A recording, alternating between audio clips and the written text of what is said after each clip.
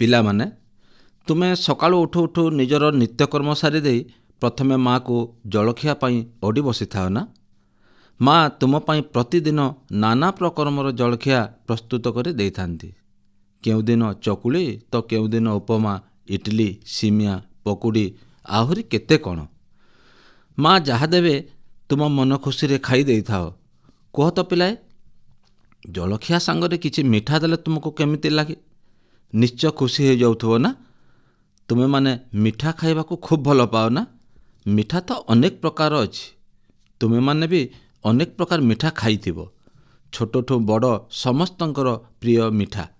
ସେ ମିଠା ଭିତରୁ ଆଜି ତୁମକୁ ଗୋଟିଏ ମିଠା ଉପରେ କହିବି। ସେ ମିଠାଟି ଓଡ଼ିଶାର ସବୁ ସ୍ଥାନରେ ମିଳେ ନାହିଁ, କେବଳ ସମ୍ବଲପୁରରେ ହିଁ ମିଳିଥାଏ। ବୋଧହୁଏ ତୁମେ ତା'ର ନାଁ ଜାଣି ସାରିଥିବଣି। ସତରେ ପିଲାମାନେ, ତୁମେ ତା'ର ନାଁ ଜାଣିପାରିଲ ନା ନାହିଁ? ଯଦି ନା, ତେବେ ମୁଁ କହିଦେଉଛି। ତା'ର ନାଁ ହେଲା ସରସ୍ୱତୀଆ। ଆସ, ଆଜି ଆମେ ଏହି ସରସ୍ୱତୀଆ ଉପରେ କିଛି କଥା ଜାଣିବା। ପିଲାମାନେ, କୌଣସି ହୋଟେଲକୁ ଗଲେ କାଚ ଲଗା ଥାକରେ ରକମ ରକମର ମିଠା ଦେଖିଥିବ ନିଶ୍ଚୟ। ଏବେ ଏତେ ପ୍ରକାର ମିଠା ତିଆରି ହେଲାଣି ଯେ ତା'ର ନାଁ ଲେଖିଲେ ଏକ ଲମ୍ବା ତାଲିକାଟେ ହୋଇଯିବ। ସେଇଟା ପୁଣି ବିଭିନ୍ନ ଡିଜାଇନର ମିଠା। ଲାଇଟ୍ ଆଲୁଅ ମିଠା ଉପରେ ପଡ଼ି ଚକ୍ ଚକ୍ କରୁଥାଏ। ସେହିସବୁ ମିଠାକୁ ଦେଖିଲେ ଲାଳ ଗଡ଼ିବା ସ୍ୱାଭାବିକ। ତା ପୁଣି ବିଭିନ୍ନ ଡିଜାଇନର ହୋଇଥିବାରୁ ତୁମେମାନେ ଆକର୍ଷିତ ହୋଇ କିଣିଦେବା ପାଇଁ ବାପାଙ୍କଠାରେ ଜିଦ୍ ଧରିଥାଅ। କିନ୍ତୁ ପିଲାମାନେ, ବେଶୀ ମିଠା ଖାଇବ ନାହିଁ। ବେଶୀ ମିଠା ଖାଇବା ସ୍ୱାସ୍ଥ୍ୟ ପକ୍ଷେ କ୍ଷତିକାରକ। ପିଲାଏ, କିଛି ମିଠା ବିଭିନ୍ନ ସହରରେ ପ୍ରସିଦ୍ଧି ଲାଭ କରିଛି। ଯେମିତିକି ମୟୂରଭଞ୍ଜର ଛେନା ଜିଲାପି, ଗଞ୍ଜାମର ଖଜା ପାଲୁଅ, ଅନୁଗୁଳର ମଣ୍ଡା ପିଠା, ବାଲେଶ୍ୱରର ମାଲପୁଆ, ନୟାଗଡ଼ର ଛେନାପୋଡ଼, ସାଲେପୁରର କ୍ଷୀରମୋହନ, ଭଦ୍ରକର ପାଲୁଅ ଲଡ଼ୁ, ପୁରୀର ଖଣ୍ଡଛେନା, ମାଣିକପାଟଣାର ବସା ଦହି, ଖଡ଼ିଆଳର ବୁନ୍ଦିଦାନା, କେନ୍ଦ୍ରାପଡ଼ାର ରସାବଳୀ, ସମ୍ବଲପୁରର ସରସ୍ୱତୀଆ, ଏମିତି ଆହୁରି ଅନେକ ମିଠା ରହିଛି। ପଶ୍ଚିମ ଓଡ଼ିଶାରେ ବିଭିନ୍ନ ପ୍ରକାର ପ୍ରମୁଖ ପର୍ବପର୍ବାଣି ପାଳନ ହୋଇଥାଏ। ସମ୍ବଲପୁର ହେଉଛି ପଶ୍ଚିମ ଓଡ଼ିଶାର ପ୍ରାଣକେନ୍ଦ୍ର। ସମ୍ବଲପୁରର ଅନେକ ସ୍ୱତନ୍ତ୍ର ରହିଛି। ମହାନଦୀ ଖଣ୍ଡିରେ ପ୍ରସିଦ୍ଧ ମା ସମଲେଇ ପୂଜା ପାଉଛନ୍ତି। ଏହା ସହିତ ଆକାଶବାଣୀ ସମ୍ବଲପୁର କେନ୍ଦ୍ର ସ୍ଥାପନ ପରେ ପରେ ସମ୍ବଲପୁରୀ ଗୀତ ପୃଥିବୀ ପ୍ରସିଦ୍ଧ। ସମ୍ବଲପୁରୀ ନୃତ୍ୟ ସହ ବୟନଶିଳ୍ପର ପରିଚୟ ରହିଛି ଦେଶ ବିଦେଶରେ। ସମ୍ବଲପୁରର ଶୀତଳଷଷ୍ଠୀ ମଧ୍ୟ ପ୍ରସିଦ୍ଧି ଲାଭ କରିଛନ୍ତି।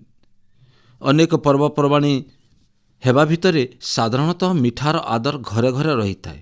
ଅନେକ ପ୍ରକାର ମିଠା ଯଦିଓ ଲୋକେ ଘରକୁ ଆଣିଥାନ୍ତି, ତଥାପି ସେହିସବୁ ମିଠା ଭିତରେ ଏକ ସ୍ୱତନ୍ତ୍ର ପ୍ରସ୍ତୁତି ହେଉଥିବା ମିଠା ହେଉଛି ସରସ୍ୱତୀଆ। ଏବେ ଏହାର ଆଦର ବଢ଼ିବାରେ ଲାଗିଛି। ଏହି ସରସ୍ୱତୀଆ କେଉଁ ପ୍ରକାର ମିଠା ଓ କେମିତି ପ୍ରସ୍ତୁତ ହୋଇଥାଏ ଜାଣିଛ କି ପିଲାମାନେ? ଅବଶ୍ୟ ତୁମମାନଙ୍କ ଭିତରୁ ଅନେକ ଜଣ ଏ ମିଠା ଖାଇ ମନକୁ ଖୁସି କରିଥିବ ନିଶ୍ଚୟ। ଆଉ ଅନେକ ପିଲାମାନେ ତମେ ଦେଖିନଥିବ କି ଖାଇ ମଧ୍ୟ ନଥିବ। ତେବେ ଏହାର ପ୍ରସ୍ତୁତି ସମ୍ପର୍କରେ ମୁଁ ତୁମକୁ କହୁଛି, ଶୁଣ। ଲୋକେ ଅନେକ ପ୍ରକାର ମିଠା ଖାଇଥାନ୍ତି, କିନ୍ତୁ ତାର ପ୍ରସ୍ତୁତି ସମ୍ପର୍କରେ ଜାଣିନଥାନ୍ତି।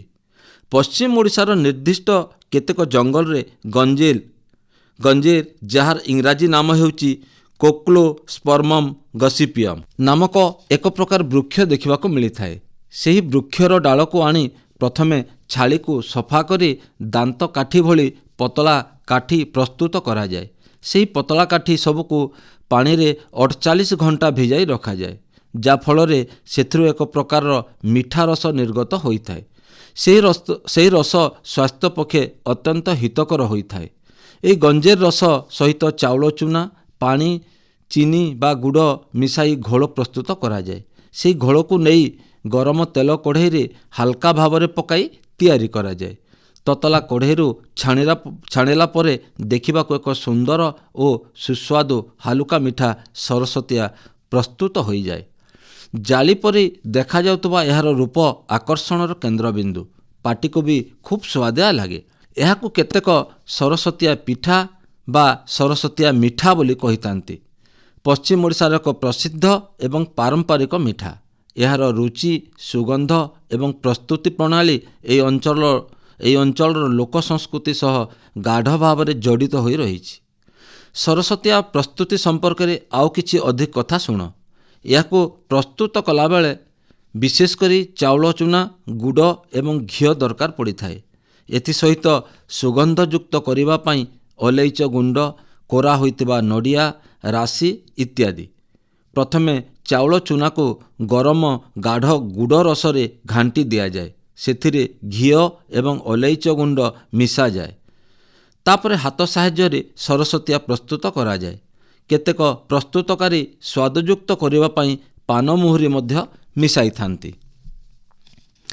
ଏହାର ଉତ୍ପତ୍ତି ସମ୍ପର୍କରେ ଜଣାଯାଏ ଯେ ପ୍ରାଚୀନ କାଳରୁ ପଶ୍ଚିମ ଓଡ଼ିଶାର ମୁଖ୍ୟ ଖାଦ୍ୟ ହେଉଛି ଭାତ, ଯାହାଫଳରେ ଚାଉଳ ଅଟା ମିଠାର ବିକାଶ ହୋଇଥିବ। ଏଠାକାର ଚାଉଳ ଆଧାରିତ ଜୀବନଶୈଳୀରୁ ସରସ୍ୱତୀଆର ଉତ୍ପତ୍ତି ହୋଇଥିଲା। ସରସ୍ୱତୀଆ କେତେ ପ୍ରକାର ଜାଣିଛ ପିଲାଏ? ଏକ ହେଲା ପାରମ୍ପରିକ ସରସ୍ୱତୀଆ, ଚାଉଳ ଚୂନା, ଗୁଡ଼, ଘିଅ ଓ ଅଲେଇଚରେ ପ୍ରସ୍ତୁତ ହୋଇଥାଏ। 2 ନମ୍ବର ନଡ଼ିଆ ସରସ୍ୱତୀଆ, ଏସବୁ ପରେ ନଡ଼ିଆ କୋରା ମିଶାଯାଏ। 3 ରାଶି ସରସ୍ୱତୀଆ, ଏସବୁ ପରେ କଳା ଧଳା ରାଶି ମିଶାଯାଏ। ମକର ସଂକ୍ରାନ୍ତିରେ ଏହା ପ୍ରସ୍ତୁତ ହୋଇଥାଏ। 4 କାଜୁ କିସମିସ୍ ସରସ୍ୱତୀଆ, ଏସବୁ ପରେ ଭଜା ହୋଇଥିବା କାଜୁ କିସମିସ୍ ମିଶାଯାଏ। 5 ଗହମ ମାଣ୍ଡିଆ ସରସ୍ୱତୀଆ, ଏସବୁରେ ଗହମ କିମ୍ବା ମାଣ୍ଡିଆ ଗୁଣ୍ଡ ମିଶାଯାଇ ପ୍ରସ୍ତୁତ କରାଯାଏ। ଏହି ସରସ୍ୱତୀଆକୁ ଦହି, କ୍ଷୀର, ଚା ସହିତ ଖାଇଲେ ଭଲ ଲାଗେ ବୋଲି ଲୋକେ କହିଥାନ୍ତି। ଏହି ମିଠା ପ୍ରାୟତଃ ନୂଆଖାଇ, ମକର ସଂକ୍ରାନ୍ତି, ଦୀପାବଳି, ଗାଁ ଗୁଡ଼ିକରେ ହେଉଥିବା ଅନେକ ପ୍ରକାର ଯାନିଯାତ୍ରା, ବିବାହ ସମୟରେ ଝିଅକୁ ଉପହାର ଦେବା ପାଇଁ, ଦେବତାଙ୍କ ଭୋଗ ପାଇଁ, ଅତିଥିମାନଙ୍କୁ ଖାଇବାକୁ ଦେବା ପାଇଁ, ଜନ୍ମଦିନ, ଏକୋଇଶିଆ ଭଳି ଅନେକ ସମୟରେ ବିଶେଷ ଭାବରେ ପ୍ରସ୍ତୁତ କରାଯାଏ। ଏହି ସରସ୍ୱତୀଆର ବିଶେଷ ଗୁଣ ହେଉଛି ଗୁଡ଼ର ସ୍ୱାଦ ଓ ସୁଗନ୍ଧ ଦୀର୍ଘ ସମୟ ବା ଦିନ ପର୍ଯ୍ୟନ୍ତ ନଷ୍ଟ ନ ହୋଇ ରହିଥାଏ। ଏହା ପ୍ରାକୃତିକ ଓ ପୁଷ୍ଟିକର ମଧ୍ୟ। ଏହା ପୁରା ହାଲୁକା ଏବଂ କୁରକୁରି ଭଳି ହୋଇଥାଏ। କମ୍ ସାମଗ୍ରୀରେ ଜଲ୍ଦି ପ୍ରସ୍ତୁତ ହୋଇଯାଏ। ପିଲାମାନେ, ଏହି ସରସ୍ୱତୀଆକୁ ପ୍ରାଚୀନ କାଳରେ ଦେବତାଙ୍କୁ ପ୍ରଥମ ନୈବେଦ୍ୟ ଭାବରେ ପ୍ରସ୍ତୁତ କରାଯାଇ ଲଗାଯାଉଥିଲା। ଏହି କାରଣରୁ ସରସ୍ୱତୀଆକୁ ନୂଆଖାଇ ମିଠା ବା ପର୍ବ ମିଠା ବୋଲି ମଧ୍ୟ କୁହାଯାଏ। ଏବେ ବି ନୂଆଖାଇ ଦିନ ମା ସମଲେଇଙ୍କ ଠାରେ ଭୋଗ ଲାଗିଥାଏ। ଏହି ମିଠା ସମ୍ବଲପୁରର କୁଞ୍ଜିଲପଡ଼ାର ପ୍ରାୟ 200 ବର୍ଷର ପୁରୁଣା ବୋଲି ଲୋକେ କହିଥାନ୍ତି। ଏହିଠାରେ ପ୍ରଭୁଲାଲ ଗୁପ୍ତାଙ୍କ ଦୋକାନରେ ପ୍ରସ୍ତୁତ ହୋଇଥାଏ। ପ୍ରାୟ 2 ଶତାବ୍ଦୀ ଧରି ପୁରା ପରିବାରର ଗୁଜୁରାଣର ଏକମାତ୍ର ପନ୍ଥା ହୋଇସାରିଛି ଏହି ମିଠାର ବ୍ୟବସାୟ। ପୂର୍ବପୁରୁଷଙ୍କ ଅମଳରୁ ପ୍ରଚଳିତ ଏହି ପେଶା ଓ ପରମ୍ପରାକୁ ଆଗେଇ ନେବା ପାଇଁ ସେମାନେ ସଦାସର୍ବଦା ଚେଷ୍ଟା କରି ଆସୁଛନ୍ତି। ତେବେ ଏହା ମୁଖ୍ୟତଃ ସେହି ପରିବାରର ପେଶା ଓ ପରମ୍ପରାରେ ସୀମିତ ହୋଇ ରହିଥିବାରୁ ବିଶେଷ ପ୍ରଚାର ପ୍ରସାର ଲାଭ କରିପାରେ ନାହିଁ ବୋଲି ପରିବାରର ବର୍ତ୍ତମାନ ସଦସ୍ୟମାନେ କହିଥାନ୍ତି। ସେଥିପାଇଁ ଏହି ମିଠା ଆଜି ବି ଅନେକଙ୍କ ନିକଟରେ ଅପରିଚିତ ହୋଇ ରହିଛି। ଏହା ସବୁ ଅଞ୍ଚଳରେ ବହୁଳ ଭାବରେ ତାର ପ୍ରଚାର ପ୍ରସାର କରି ସରସ୍ୱତୀଆକୁ ଏକ ସ୍ୱତନ୍ତ୍ର ମିଠାର ସ୍ଥାନ ଦେଇପାରିଲେ ଭଲ ହୁଅନ୍ତା ବୋଲି ସମସ୍ତଙ୍କର ମତ ରହିଛି। ଏହାକୁ ସରସ୍ୱତୀଆ ପିଠା ବୋଲି କିଛି ଲୋକ କହନ୍ତି। କାହିଁକି ଜାଣ ପିଲାମାନେ? ହଁ, ଏହି ଗଞ୍ଜେର ଓ ପିଠଉ ଘୋଳରୁ ଚକୁଳି ପିଠା ମଧ୍ୟ ତିଆରି କରାଯାଏ। ତାହା ମଧ୍ୟ ମିଠା ଲାଗୁଥିବାରୁ କିଛି ଜଣ ପିଠା ବା ମିଠା ବୋଲି କହିଥାନ୍ତି। ତୁମକୁ ଯଦି କେବେ ଖାଇବାକୁ ଇଚ୍ଛା ଲାଗିବ ତେବେ କେଉଁଠି ପାଇବ? ମୁଁ କିଛି ଠିକଣା କହିଦେଉଛି। ସମ୍ବଲପୁରର ବୁଢ଼ାରାଜା ବଜାର, ଗୋଲ ବଜାର, କ୍ଷେତରାଜପୁର ଏବଂ ଆଉ କିଛି ମିଠା ଦୋକାନରେ ମିଳେ। ଏହାଛଡ଼ା ଆଖପାଖ ବୁର୍ଲା, ହୀରାକୁଦ ଏବଂ ଆହୁରି ଅନେକ ଜାଗାରେ ମିଳିଥାଏ। ହଁ ପିଲାଏ, ଏହି ମିଠାକୁ ନେଇ କିଛି ଗୀତ ମଧ୍ୟ ରହିଛି।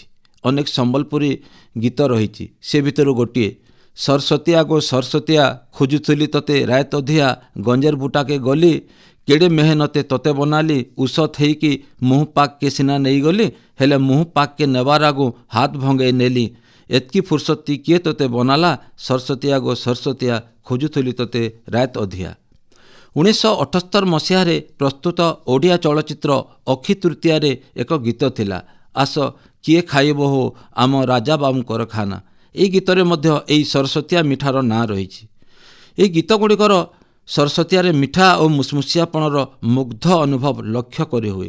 ଏପରି ବିଶେଷତ୍ୱ ଥାଇ ବି ତାର ବଜାର ଦର ବେଶୀ ନୁହେଁ, 6-7 ଟଙ୍କା ଗୋଟାକୁ। ଓଡ଼ିଶାର ବିଭିନ୍ନ ଅଞ୍ଚଳକୁ ପଠାଯିବା ସହ ବିଦେଶକୁ ମଧ୍ୟ ପଠାଯାଇଥାଏ। ଏହା ଖୁବ୍ ହାଲୁକା ହୋଇଥିବାରୁ ଭାଙ୍ଗିଯିବା ଭୟରେ ସ୍ୱତନ୍ତ୍ର ଭାବରେ ପ୍ୟାକିଂ କରି ପଠାଯାଇଥାଏ।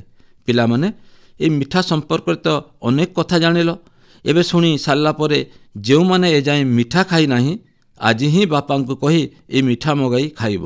ଏ ମିଠା ଖାଇ ଭଲ ପାଠ ପଢ଼ି ଭଲ ମଣିଷଟିଏ ହେବା ପାଇଁ ନିଶ୍ଚୟ ଚେଷ୍ଟା କରିବ।